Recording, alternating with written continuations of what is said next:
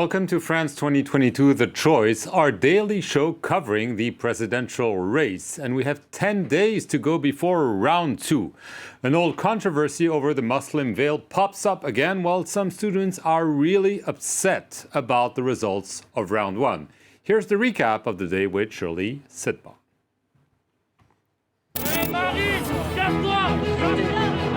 A quiet stroll on the market? Not really.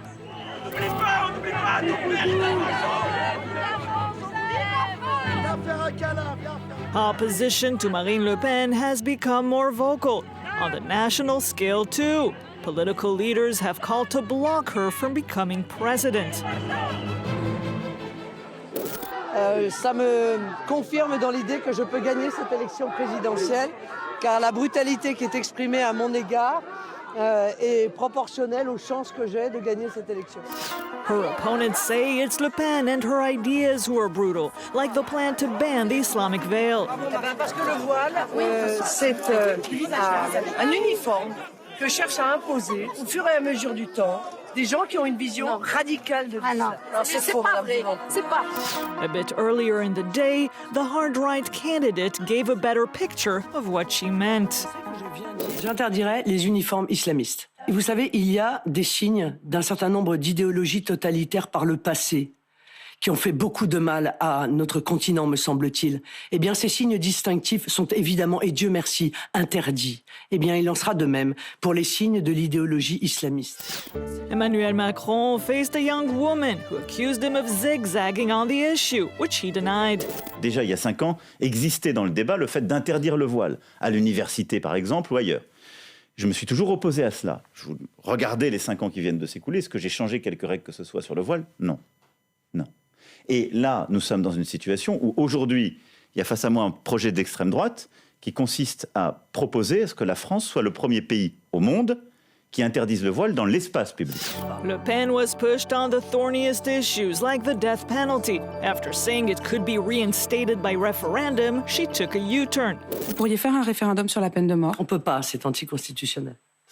Let's fly away. That's what Prime Minister Jean Castex must have thought as he traveled to campaign for his boss on an island where he came third. Je me bats beaucoup, j'insiste là-dessus parce que à une période de banalisation, d'oubli, tout se vaut, n'est-ce pas? All is equal? For example, Le Pen and Macron? Yes, say some students occupying the Sorbonne. But they've been forced out. Their anger won't be evacuated easily. Il s'agirait d'arrêter en fait de penser que la démocratie ça se fait seulement dans les urnes. Vraiment, je m'étais promis de ne pas revoter Macron. Le choix est très difficile. That is all from the campaign trail. Meet again on Monday, same time, same place. We're now joined on the set by France 24's Angela Diffley, our campaign contributor. Hello, Angela. Both candidates have been talking, as we just saw in the recap, about the Muslim veil during their walkabouts. Let's take another listen at the incumbent, this time in the port city of Le Havre. We have millions of fellow citizens who are Muslim. They must be able to live peacefully in our country. No country in the world has banned the veil in public spaces. No country. You want France to be the first? Come on, in the land of freedom. So, Angela, why is the veil such a contentious issue in French politics? Yeah, it's important to understand the place of religion in France. It's not the same as in many Anglophone countries. In 1905, a law was passed in France stipulating that religion and the state must be kept very separate. And that was nothing to do with Muslims. There were very, very few Muslims living in France at the time. And it was all about trying to make people coexist peacefully alongside each other, and particularly about pushing back the all-powerful Catholic Church at the time. Now, since then, of course, there have been very many more other religions in France, and they too are, of course, bound by this law, which has had some adjustments made to it since then. And so what are the rules at the moment, currently? At the moment, anybody can wear the Muslim veil or the Jewish skull cap, turban, any other kind of religious headgear or anything else in the streets, in the shops, going to a restaurant, anywhere else they can go about their life. You are not allowed to wear the Muslim veil or any other Jewish skull cap, any other religious headgear or any other religious symbols in a state-run school, and that applies equally to the teachers and to the pupils, and neither are you allowed to wear any religious symbols in any state institution, so any public sector offices, for example, the post office. And the burqa or niqab, any face-covering, full face-covering veil, is completely banned in France. And that was banned on the grounds that it was inherently demeaning to women, even if they chose to wear it, and the French Constitutional Court backed that. Later, it was challenged in the European Court of Human Rights, and they found that the ban should be upheld, this time on the grounds that the burqa did not comply with France's idea of people living alongside each other in society. Right. So what might change after this election? Well, Marine Le Pen would like to ban the hijab, the Muslim veil, in public places. And it's not at all clear, Macron wouldn't change anything, he would keep everything as it is. It's not at all clear, though, whether Marine Le Pen would be able to ban the hijab in public places on constitutional grounds. She says, yes, she would, because first of all, she would have a referendum on the matter, and that would give it considerable weight in any court challenge. And also because she wouldn't ban it, as we heard there in that clip, as a religious garment, but as the representation of an ideology. And so she says that those two factors would mean that she could get it through any constitutional challenges. And she's doing this because some voters, she maintains, are worried that France's traditions and cultures and liberties are being threatened. Emmanuel Macron says that she is willfully confusing political Islam, and he also says the police have better things to do than to fine people for wearing veils. Right, so let's take a look at the latest polls for the second round of voting on April 24th. Right, they're interesting. This is the latest poll from our partner Ipsos Soprasteria. It shows that Emmanuel Macron is now at 56% versus 44% against Marine Le Pen. This was much tighter. This was 52-48 just after round one. This does not mean that the election is already over. Far from it, but it's a healthy lead now for Emmanuel Macron. It's 10 points less than he won in 2017, but still that puts him in a good position right now. And both candidates are battling out on the issue of cost of living in this campaign. And we've just learned, actually, that the CEO of car maker Stellantis will reportedly earn a whopping 60 million euros this year. That's going to play a part. That's obviously big news, especially during a presidential election. So both candidates were asked about it, and for once, they reacted in a very similar way. Let's take a listen to both of them. It's shocking, excessive. We're talking about astronomical sums here. Without going as far as to regulate pay packages within a price range, we should cap them on a European level.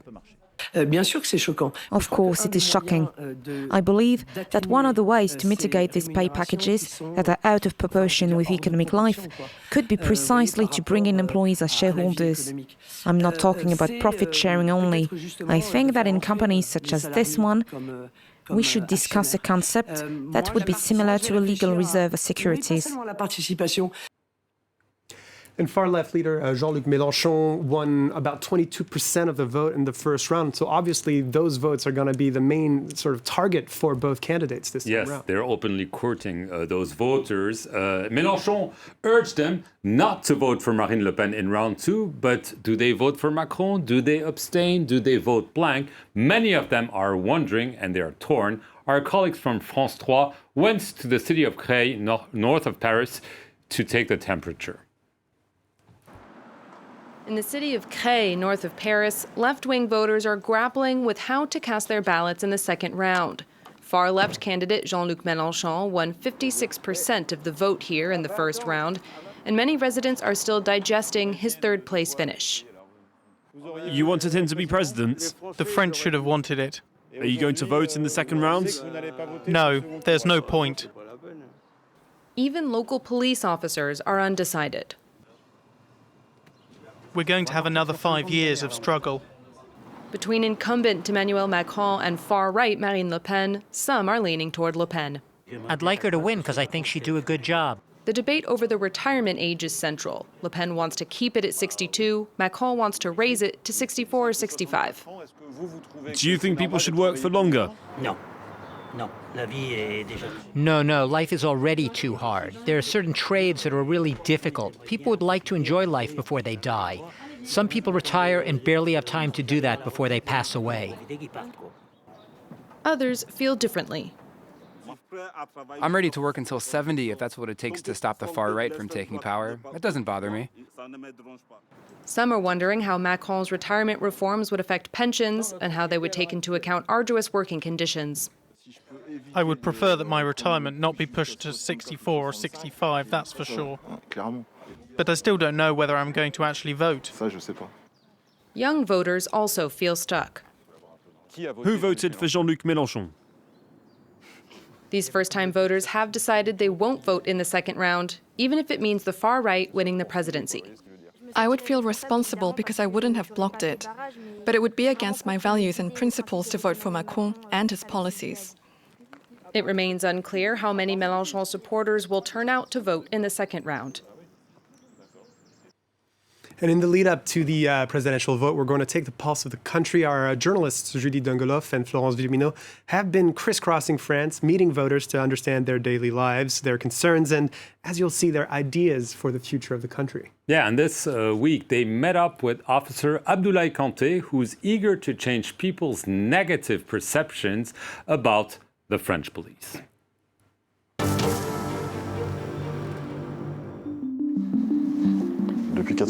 I've been a police officer since 1999. I started as an emergency responder. Later, I worked in Seine-Saint-Denis outside Paris. I worked on violent crimes like kidnappings and rape and also narcotics.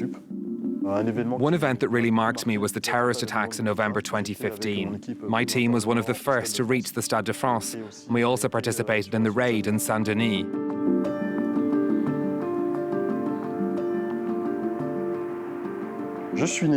I was born in France, and when I was 2 years old, I went to live in Mali, where my parents are from. When I was 15, I came back to France. When you're from Africa and you join a force like the police, you have to go above and beyond the others around you.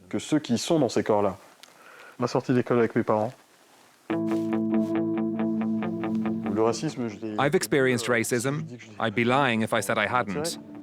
But when you talk about racism in the police, I always say that the French police are not racist.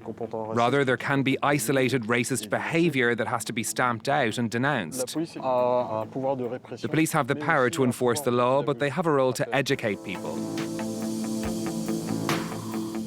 I'm going to meet a group of young people who are either struggling at school or facing isolation from society. Have any of you experienced difficult encounters with the police?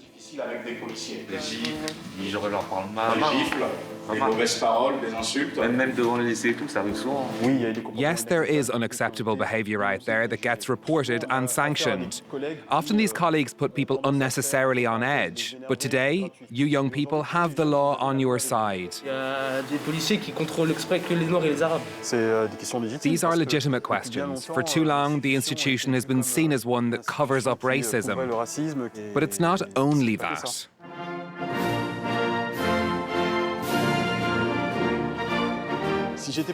If I were president, I'd create a great youth ministry to ensure that young people stop moping around. It would give them hope. I'd create a ministry for national diplomacy and consensus to promote dialogue and ensure that people talk to each other.